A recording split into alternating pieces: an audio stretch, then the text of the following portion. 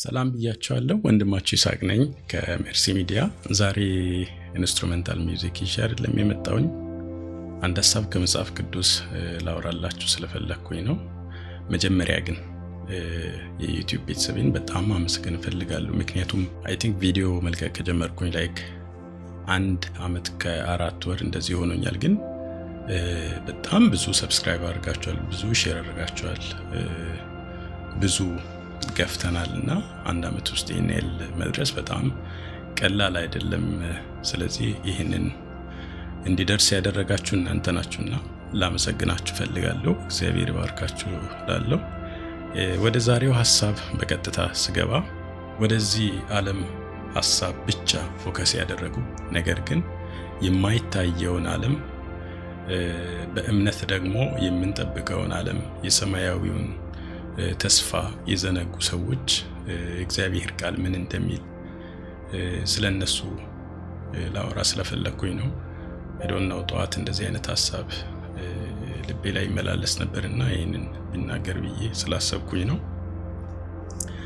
ከራሴ እንዳላወራ መጽሐፍ ቅዱስ የሚናገረውን ሐሳብ እኒ በሉቃስ ወንጌል ምዕራፍ 12 ከቁጥር 15 ጀምሮ ስታነቡ እንደዚህ ይላል የሰው ሕይወት በገንዘቡ ብዛት አይደለምና ተጠንቀቁ ከመጎምጀትም ሁሉ ተጠበቁ አላቸው ይላል ሕይወትን አንዳንድ ሰዎች የሚተረጉሙት ነገ አገኛለሁ ብለው ከሚያስቡት ነገር አንፃር ሊሆን ይችላል ነገ ይሄንን እሰራለሁ እንዲህ አይነት ቢዝነስ ይኖረኛል እንዲህ አይነት ቤት ይኖረኛል እንዲህ አይነት መኪና እንደዚህ አይነት ትዳር ያሉ የሚያስቡት ምስሉት ነገር ሊኖር ይችላል በአይምሮአቸው ውስጥ ያ መጥፎ ነው ይያልኩኝ አይደለም ለነገ ጥሩ ነገር ማሰብ መጥፎ ነው ይያልኩኝ አይደለም ነገር ግን የመኖራችን ዋና ሐሳብ የሚታዩ የሚያልፉ የዚህ ዓለም ነገሮች ብቻ አድርገን ካሰብን ትክክል አይደለም የሚታዩ ነገር አሁን በዚህ በመድር ላይ የምናያቸው ነገሮች አላፊ እንደሆኑ እናውቃለን መጽሐፍ ቅዱስም የምናየው ነገር የሚያልፍ እንደሆነ የማናየው ደግሞ የዘላለም እንደሆነ መንፈሳዊ ነገር የዘላለም እንደሆነ እግዚአብሔር ቃል ይናገራል ስለዚህ በእምነት እንጂ በማየት እንደማንመላለስም የእግዚአብሔር ቃል ይናገራል ስለዚህ እንደገና ሌላ ክፍል ብናየው even በዚሁ ክፍል ላይ ክርስቶስ ኢየሱስ ምሳሌ ይናገራል ምሳሌው ላይ አንድ ሀብታም ሰው ነበርና ቀጥለን እናንብብ ከ16 ቁጥር ጀምረን ስናነብ እንደዚህ ይላል ምሳሌም ነገራቸው እንዲህ ሲል አንድ ባለጠጋ ሰው እርሻ እጅግ ብዙ ፍሬያም ሆነችለት እርሱም ፍሬን የማከማችበት ስፍራ አጥቻለሁና ምን ላድርግ ብሎ በልቡ አሰበ እንዲህ አደርጋለሁ ጎተራዬን አፍርሼ ሌላ የሚበልጥ ሰራለሁ በዚያም ፍሬዬንና በረከቴን ሁሉ አከማቻለሁ ነፍሴንም አንቺ ነፍሴ ለብዙ ዘመን የሚቀር ብዙ በረከት አለሽ እረፊ ይቅርታ ጠጪ ደስ በልሽ እላታለሁ አለ እግዚአብሔር ግን አንተ ሰነፍ በዚህች ሌሊት ነፍስን ካንተ ሊወስዷት ይፈልጓታል ይህስ የሰበሰብከው ለማን ይሆናል አለው ስለዚህ ገንዘብ መያዝ መጥፎ አይደለም ቅድም እንዳልኩኝ በዚህ ክፍል ላይ በዚህ ምሳሌ ላይ ግን የምናየው አንድ ነገር ነው ይህ ሰው ብዙ መሬቱ ብዙ እንዳፈራ ከዛ ተነስቶ ምን ላድርግ ብሎ ይሄን ጎተራ ፍርሼ ሰፊውን ጎተራ ብዙ መያዝ የሚችል ጎተራ እሰራለሁ ከዛ በኋላ ለብዙ ዘመን ነፍሴን ረፊ ያለውን ጠጪ ያልኩኝ እናገራለሁ እያለ ሙሉ በሙሉ በቃ እኔ ምንም ችግር የለኝም ከዚህ በኋላ እኔ ሁሉም ነገር ሬዲ ሜድ ሆኖልኛል ከዚህ በኋላ በቃ ቁጭ ብዬ ለብዙ ዘመን እበላለሁ እጠጣለሁ ነፍሴን አስተስታለሁ ብሎ ነው ሲሞኝ የነበረው። ነገር ግን የሱ ህይወት ኢቭን ነገው በእጁ ያለ ይመስል ነው የተሞኘው። አንዳንድ ሰዎች ባላቸው ነገር ተነስተው ኪሳቸው ላይ ባለው ነገር በቢዝነሳቸው ኢቭን አንዳንዶች ደግሞ በቤተሰብ ሀብታቸው ብዙ ብቻ በሚታይ ነገር በጣም እየተኮፈሱ ምንም ችግር የማይደርስባቸው ነገ ማይሞቱ የሚመስላቸው በጣም የተሞኙ ሰዎች አሉ። ስለዚህ መጽሐፍ ቅዱስ የሚናገረው እኛ ነገ ላይ እንትን የለንም። ነገ በእግዚአብሔር እጅ ነው ያለው። ነገን በራሳችን አንኖርም። በእለት ያለን ነገር ሊያሞኘን አይገባም። ስለዚህ ይሄ ሰው ምንም ችግር አይደርስብኝም በቃ ምንም ሁሉም ነገር ተመቻችቶልኛል ብሎ ነው ራሱን ያሞኘ የነበረው። ነገር ግን እግዚአብሔር ነፍሱ ከሱ እንደሚወሰድ እንደተናገረ ምሳሌው ላይ እናያለን። ስለዚህ ለማለት የፈለኩት ምንድነው አንዳንዴ መንፈሳዊ ነገርን ያ ማለት የእግዚአብሔርን ቃልን ሰዎች ሲናገሩ ግድ የለኝም እኔ ይሄ ነገር ይቅር የሚሉ ሰዎች አሉ። ሲሰበክላቸው ማለት በቃ I don't care አልፈልግም እንደዚህ አይነት ነገር it's none of my business ሚሉ አላ በጣም ልባቸው በቃ ሱፐር ኮምፎርቴብል ሆኖ ሁሉም ነገር የተመቻቸ አይነት አድርጎ አጠገባቸው ያለውን ነገር የራሳቸውን ቢዝነስ ምን ያን አስቦ ወንጌል እንኳን ሲነገራቸው that's not my business አሁን አልፈልግም እንደዚህ አይነት ነገር መስማት አልፈልግም የሚሉ ሰዎች አሉ። እና እነዛ ሰዎች ነገ ላይ ስልጣን ያላቸው ይመስል ነው የሚሞኙት። እና መጽሐፍ ቅዱስ ግን የሰው ልጅ ህይወት ምን ያክል በቅጽበት ነፍሱ ሊወሰድ የሚችል እንደሆነ ይናገራልና እንደው ቀጥለን አንድ ክፍል እናንብብ መጽሐፍ ቅዱስ ላይ ያለውን ሐሳብ ማለት ነው። እንደዚህ ይላል አሁንም ነገ ወይም ዛሬ ወደዚህ ከተማ እንሄዳለን በዚያም አመት እንኖራለን እንነግድማለን እናተርፍማለን የምትሉ እናንተ ተመልከቱ ነገ የሚሆኑን አታውቁምና ቀጥሎ ህይወታችሁ ምንድነው ጥቂት ጊዜ ታይቶ እንደሚጠፋ እንፋሎት ናችሁና ይላል። ስለዚህ የሰው ልጅ ህይወት እንደጉም ነው።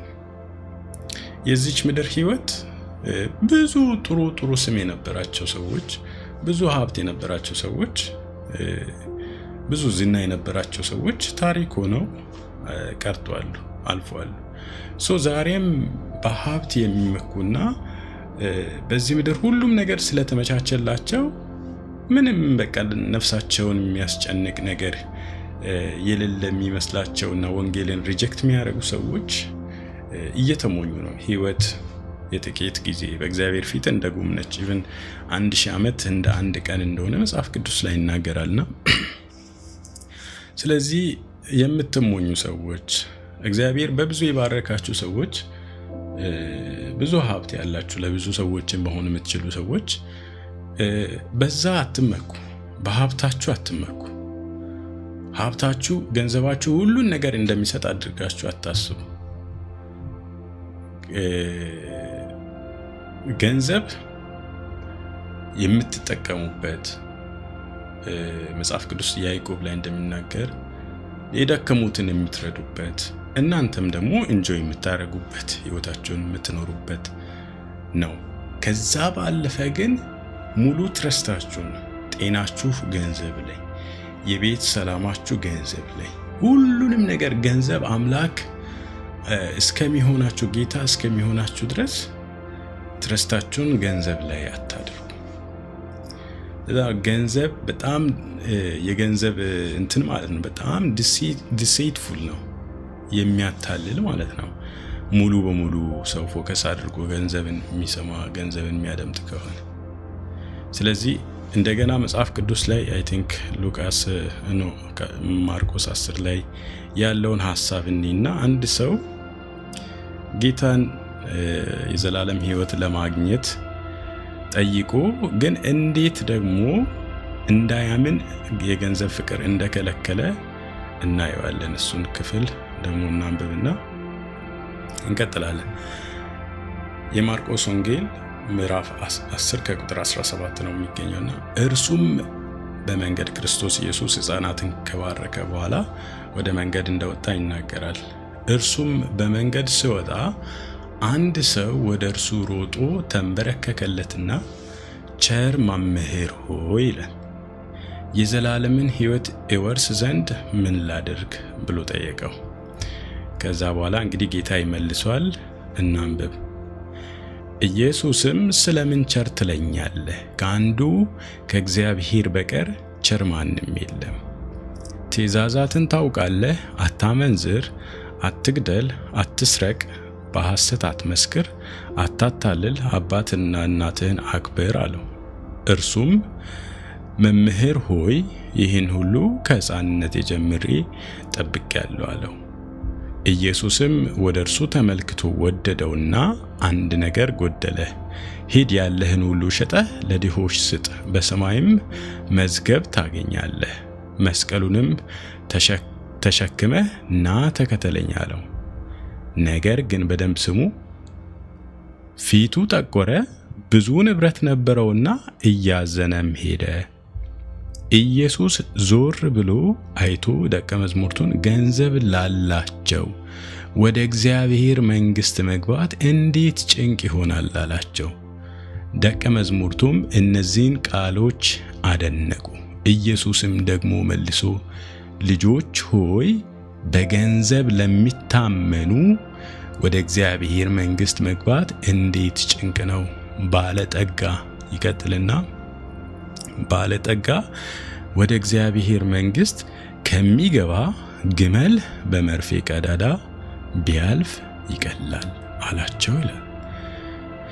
በዚህ ክፍል የምናየው ያ ማቴዎስ 19ም ላይ ወጣት ተብሎ ተገልጿልና መጥቶ የዘላለምን ሕይወት ለማግኘት የእግዚአብሔርን መንግሥት ለመግባት ምን ላድርግ ብሎ እንደጠየቀ ክርስቶስ ኢየሱስ ትእዛዛትን መጠበቅ እንዳለበት ተናገረ። ነገር ግን ያ የቀረበው ሀብታም ሰው ወጣት ነው እና ማቴዎስ 19 ላይ የሚናገረው የነጎበዙም ነው የሚለው። ስለዚህ ያ ሰው ይሄንንማ ከልጅነት ጀምሬ ጠብቄያለሁ፣ ትእዛዛቱን ጠብቄያለሁ። እንግዲህ ጌታ ደግሞ አይቶ ወደደ። ከወደደ በኋላ የሚጎልብህ ነገር አለ አለ። የሚጎለውን ነገር ይህንን ሰው ወደ እግዚአብሔር መንግሥት እንዳይገባ ወደ እምነት እንዳይመጣ የያዘውን ነገር ነው። ያንን ነገር ነው የሚጎለውን፣ ያንን ነው ጌታ አድሬስ ማድረግ የፈለገው ከዛ ሰው ማለት ነው።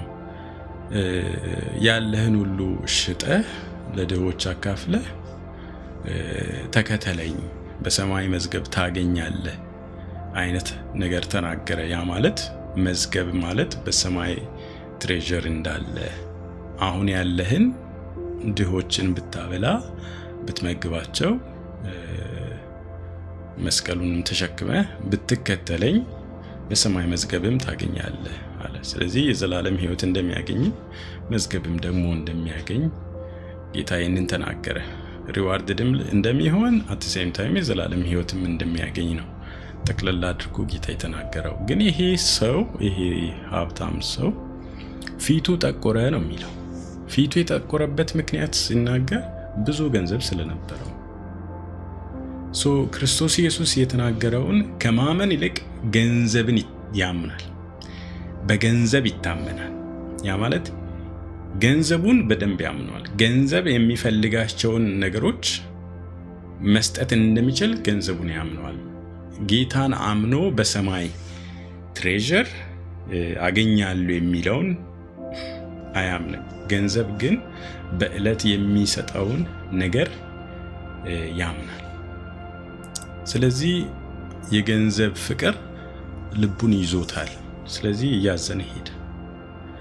ከዚህ የምትማሩት ከዚህ ሁላችንም የምንማረው አንድ ነገር ነው። ገንዘብ እሱን ብቻ የህይወታችን ሐሳብ መሰረታዊ በቃ የሆነ ሁሉ ጊዜ የምንኖርለት ዓላማ አድርገን ምድራዊ ነገሮች ላይ ፎከስ ምናረግ ከሆነ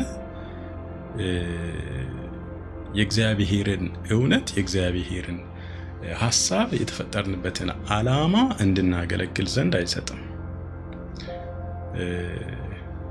ለምሳሌ ጳውሎስ በአገልግሎቱ አንድ ላይ የነበረው ዴማስ የዚህን ዓለም ነገር ወዶ ትቶኛል ብሎ ተናግሮ ነበርና መልእክቱ ላይ ስለዚህ ከአገልግሎታችንም ከሐሳባችንም ያርቀናል የገንዘብ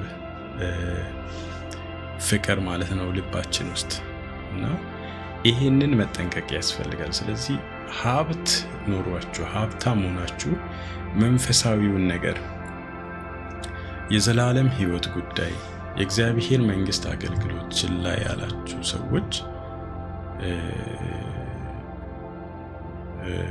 ለሁላችንም ነው ይሄ ነገር ትንሽ የሚያነቃቃችሁ ሊሆን ይችላል እና ወንጌል የሚሰብኩትን ሰዎች ደግሞ ስሙ።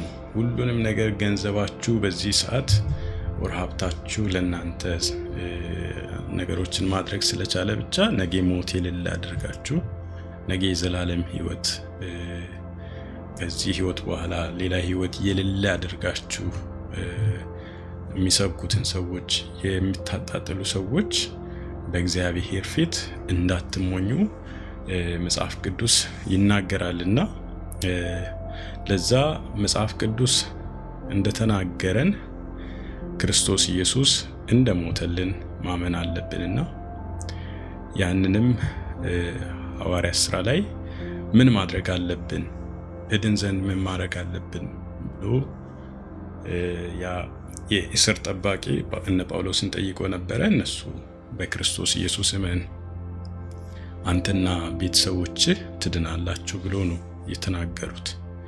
ስለዚህ እኔም በአጭር ሰዓት ምላችሁ ይሄንን ሀብታም ሆናችሁ ሊሆን ይችላል እግዚአብሔር በብዙ መንገድ ባርኳችሁ ሊሆን ይችላል ነገር ግን የዘላለም ሕይወት ጉዳይ እንዲሁ ችላ የሚባልበት ነገር አለ።